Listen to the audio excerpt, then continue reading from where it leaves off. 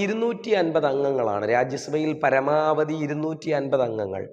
അതിൽ ശ്രദ്ധിക്കണേ, നിലവിലുള്ള അംഗങ്ങളുടെ എണ്ണം 245. നിലവിൽ അംഗങ്ങൾ എത്രയാണ്? 245 അംഗങ്ങൾ നിലവിലുണ്ട്.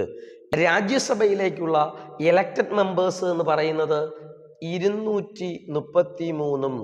രാഷ്ട്രപതി പല മേഖലകളിൽ നിന്ന് നോമിനേറ്റ് ചെയ്യുന്നു. ഏതനുച്ഛേദം അനുസരിച്ച? ആർട്ടിക്കിൾ 80 പ്രകാരം 12 പേരെ രാഷ്ട്രപതി എന്ത് ചെയ്യുന്നു? കലാസാഹിത്യം എന്നറിയപ്പെടുന്ന വ്യത്യസ്ത മേഖലകളിൽ നിന്ന് ആർട്ടിക്കിൾ 80 പ്രകാരം 12 പേരെ രാഷ്ട്രപതി നോമിനേറ്റ് ചെയ്യുന്നു. ആയതിനാൽ തന്നെ ഇപ്പം നിലവിൽ നമ്മുടെ രാജ്യസഭയിലെ അംഗങ്ങൾ 245.